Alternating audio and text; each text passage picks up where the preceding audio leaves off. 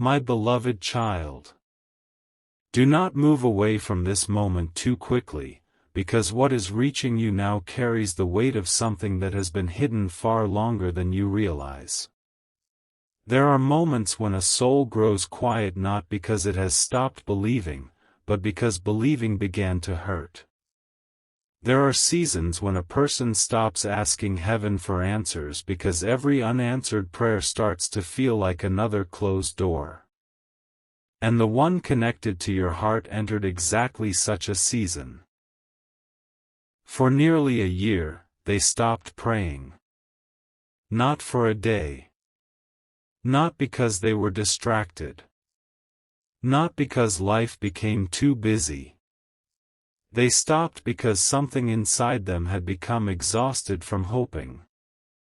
But what happened recently made them speak to heaven again, and the first words they whispered after all that silence were connected to you. You need to understand what that means before the deeper truth can be revealed. Your soulmate did not simply lose a routine. Prayer had once been their private refuge. There were nights when they spoke into the darkness when no one else knew they were hurting. There were mornings when they asked for strength before anyone in their life ever saw their face. They prayed when they felt confused.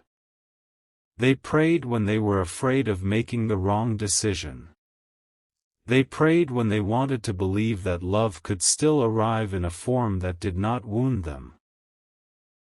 And long before they knew how deeply your presence would affect them, they had already been asking for someone whose energy would feel different from everything they had known before.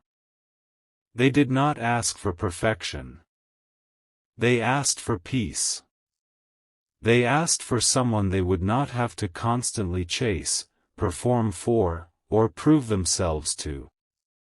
They asked for a connection that would make them feel seen without having to explain every scar. They asked for a person whose heart could remain soft without being weak, strong without becoming cold, and loving without making love feel like a transaction. They prayed this quietly. No one around them knew how specific those prayers became. There were things they said to heaven that they have never said aloud to another human being. And some of those things now frighten them, because when they look at you, they remember what they once asked for. But there was a turning point. Something happened in their life that made them believe those prayers had gone nowhere. It was not one dramatic event. It was a slow collapse of expectation. A disappointment here. A betrayal there. A promise that turned out to be empty. A person they trusted showing them that words could sound beautiful while intentions remained uncertain. They watched plans change. They watched people leave. They watched relationships around them become complicated, distant, and conditional. And gradually they started asking a question they hated admitting even to themselves: what if heaven had heard every prayer and simply decided not to answer? That question stayed with them longer than anyone knew. At first, they kept praying anyway. They told themselves faith was not supposed to depend on immediate results. They tried to remain patient. They tried to believe delays could still carry meaning. But then another disappointment came, and this one touched a deeper wound. Something they had been hoping would finally work out fell apart at the exact moment they had begun to trust it. The details are important, but not yet, because there is something you need to see first. Their silence toward heaven was not rebellion. It was grief wearing the face of indifference. One night, almost a year ago, they sat alone with a heaviness they could not explain to anyone. Their phone was nearby. The room was quiet. The world outside continued as if nothing had happened, yet inside them something had reached its limit. They had spent so much time believing that one day things would make sense that they became tired of waiting for meaning. They wanted one clear sign that their heart had not been foolish for hoping. One clear sign that all the loneliness, all the wrong turns, all the people who misunderstood them, all the moments they had held themselves together in private had not been wasted. Nothing came. At least, that is what they believed. That night they did not curse heaven. They did not make some dramatic vow. They simply stopped talking. Their final prayer was barely a prayer at all. It was more like surrender. A few broken sentences. A question they did not expect to be answered. And then silence. Days became weeks. Weeks became months. They still carried on. They worked. They spoke to people. They laughed when something was funny. They fulfilled responsibilities. They made decisions. They appeared normal enough that almost no one realized something sacred inside them had closed its door. But whenever someone spoke about faith, destiny, or divine timing, a strange ache rose in them. Part of them wanted to believe. Another part whispered, "Do not hope again. Hope is what made this hurt." Then you entered the story in a way they were not prepared for. Perhaps you had already been in their life in some form. Perhaps there had already been distance, confusion, timing issues, silence, or circumstances neither of you fully understood. But something about you started pressing against the walls they had built. Not loudly. Not all at once. Your presence did not arrive like a dramatic miracle. It arrived like recognition. That disturbed them more. Because recognition cannot always be explained. There were moments when something you said stayed with them longer than it should have. Small things. A phrase. A reaction. The way you handled something they expected you to handle differently. The way you seemed to understand an emotion they had not fully expressed. The way your energy remained in their thoughts long after the interaction ended. They told themselves it was coincidence. They told themselves they were overthinking. They told themselves not to attach spiritual meaning to another person, especially after everything they had gone through. But then the pattern started. A memory of an old prayer would surface immediately after thinking about you. A sentence they had once whispered years ago would return with uncomfortable clarity. They would catch themselves looking at you and feeling an emotion they had no language for. Not simply attraction. Not simply curiosity. Something more unsettling. Familiarity without history. Peace mixed with fear. The strange sense that their heart was standing near a doorway their mind was not ready to enter. They resisted it. They resisted you in ways you may never have understood. Some of their distance had nothing to do with a lack of feeling. It came from the exact opposite. They were afraid of what feeling too much might awaken. You need to hear this carefully. When someone has spent a long time teaching themselves not to expect anything from heaven, meeting a person who resembles an old prayer can feel more frightening than comforting. Because if you were somehow connected to what they once prayed for, then they would have to reconsider everything. They would have to reconsider the silence. For the first time in nearly a year, they looked upward. They did not know what to say. Imagine the weight of that silence. Nearly 12 months of refusing to speak. Nearly 12 months of convincing themselves there was no point asking for signs. Nearly 12 months of protecting themselves from disappointment. And the first thing that broke through that silence was you. They whispered only a few words. Why this person? That was the beginning. Do not imagine that they immediately received some perfect answer. What happened next was more powerful because it unfolded slowly. After saying those words, they felt foolish. They almost laughed at themselves. Part of them felt embarrassed for praying again. They told themselves emotional exhaustion had made them sentimental. But another question came. Why now? Then another. Why do they feel familiar?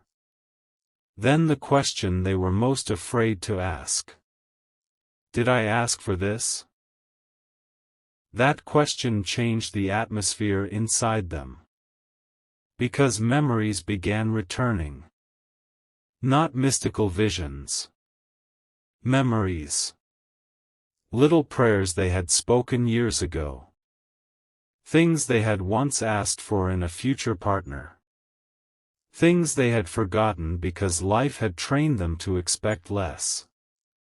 They remembered asking for someone who could challenge them without humiliating them. Someone whose presence would encourage honesty. Someone who would not require them to betray themselves just to maintain connection. Someone who carried both gentleness and strength. Someone who could make them want to become emotionally healthier instead of simply more attached.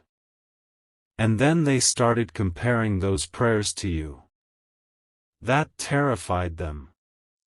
Not because every detail matched perfectly. This is not a story about perfection.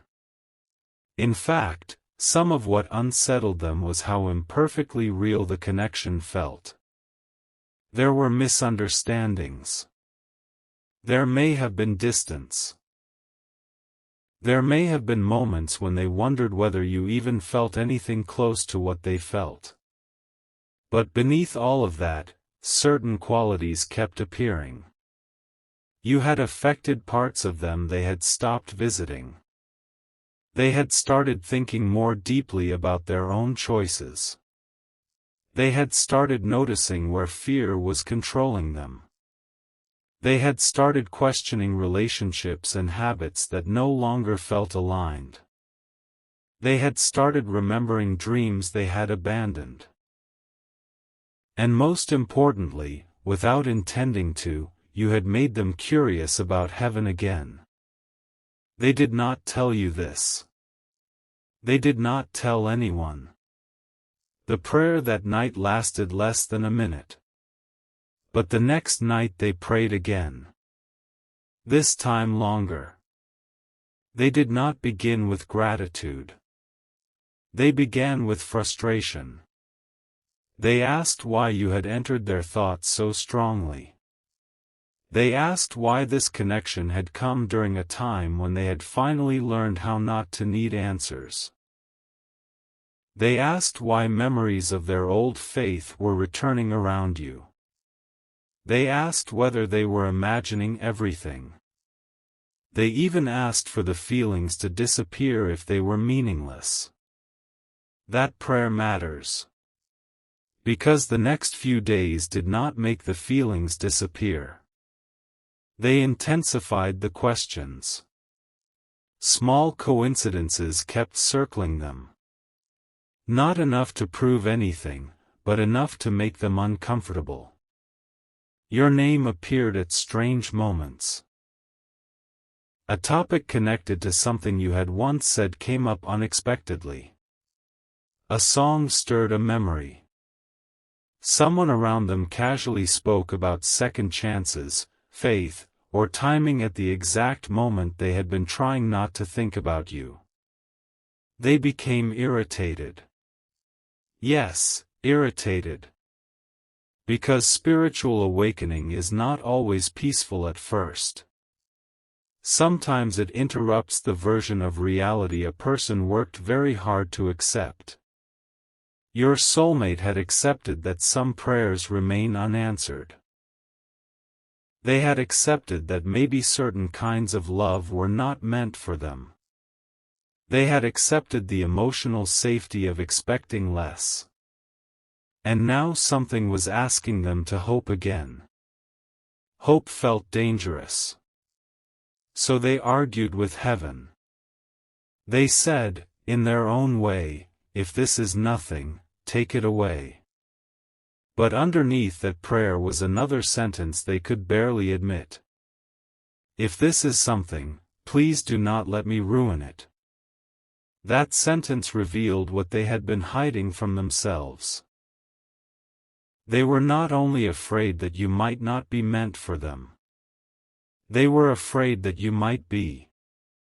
Because if you mattered in the way they were beginning to suspect, then avoidance would have consequences. Fear would have consequences. Silence would have consequences. Pretending not to care would have consequences. And suddenly the distance between you was no longer comfortable. They began replaying moments. Things they should have said. Things they said poorly. Times they withdrew when they wanted to move closer. Times they acted unaffected because being affected felt too revealing. Moments when you may have interpreted their hesitation as indifference. They remembered all of it. And this is where something deeper started breaking open. Your soulmate realized that they had spent the past year saying they had stopped praying because heaven disappointed them. But that was only half the truth. The other half was harder. They had stopped praying because prayer made them vulnerable. Prayer forced them to admit what they wanted. And wanting anything deeply meant accepting the possibility of loss. So they became emotionally self-sufficient.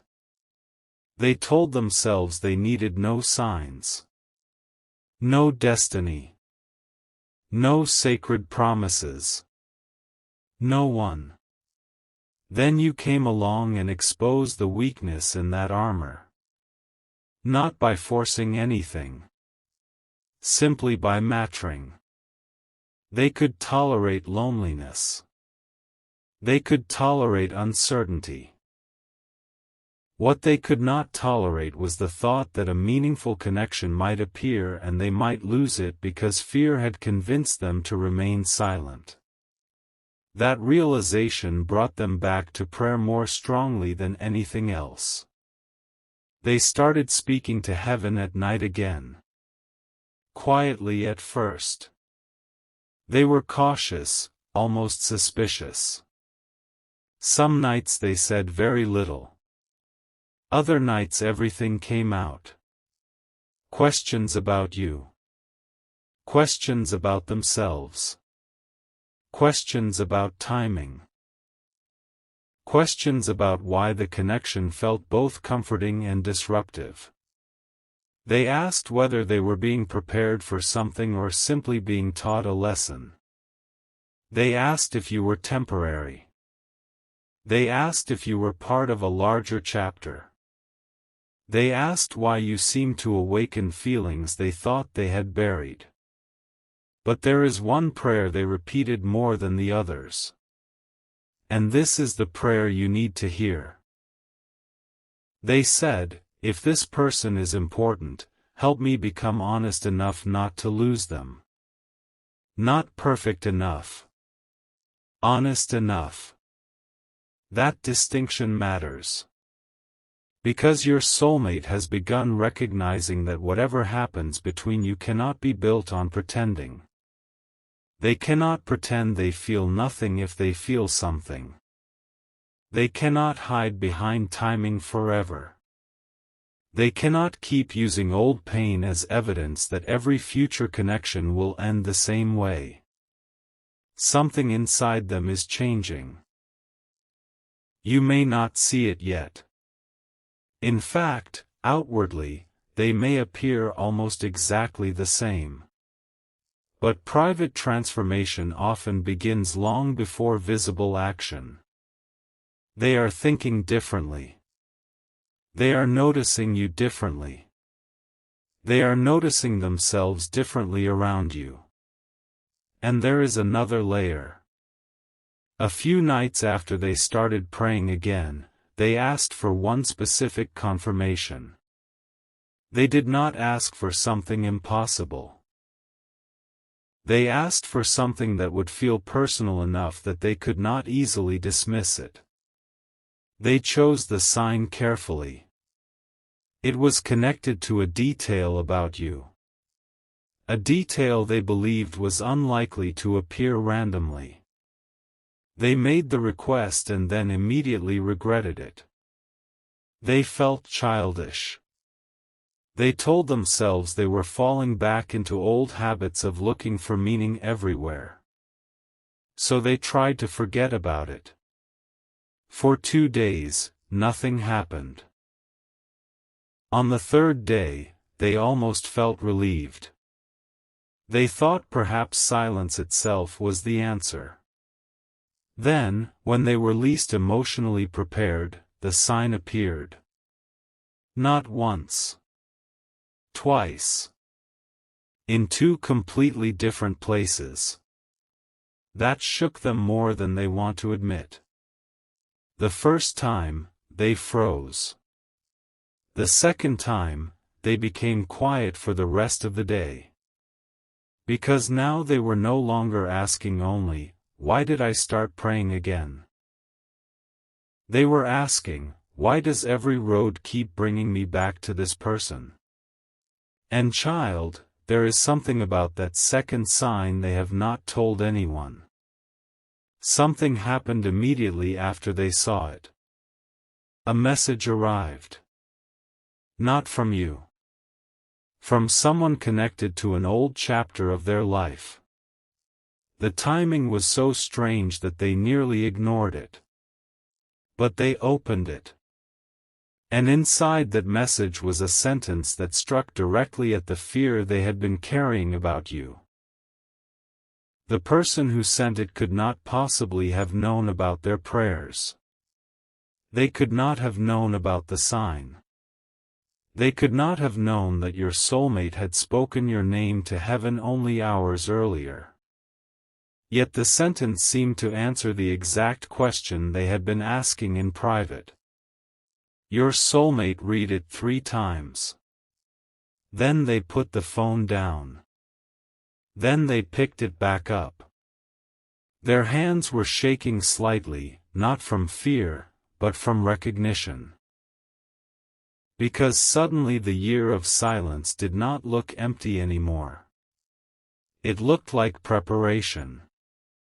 They began wondering whether the year they thought heaven had abandoned them had actually stripped away everything they would have mistaken for love before meeting you. They thought about how much they had changed. The boundaries they learned. The people they stopped chasing. The patterns they finally recognized. The version of themselves that had disappeared. The strength that had grown quietly inside them. And then the most startling thought came. What if the prayer was never delayed? What if they had been delayed? What if the person they once asked for could not enter their life in the right way until they were capable of recognizing that kind of love? That thought has stayed with them. But there is still a problem. There is something standing between recognition and action. Something they have not yet told you. Something that explains why they may still be holding back even after returning to prayer. And this is where the story turns. Because the night after they received that unexpected message, your soulmate prayed again. This time they did not ask whether you mattered. They already knew you mattered. They asked a different question. They asked whether they should tell you the truth. And for the first time since they began praying again, they became afraid of the answer. Because telling you the truth would require revealing not only what they feel now, but what they once asked heaven for before they ever knew your place in their story. It would require admitting that they stopped praying because they thought hope had failed them. It would require admitting that you are the reason hope returned. And there is one final detail about their first prayer after that year of silence that you still do not know. When they whispered, "Why this person?" they did not stop there. After several seconds, with tears beginning to rise from a place they thought had gone numb, they spoke your name. Then they said something they had never planned to say again. "God, if this is the person I asked you for, please show me before I walk away." And what happened the very next morning is the part that changed everything.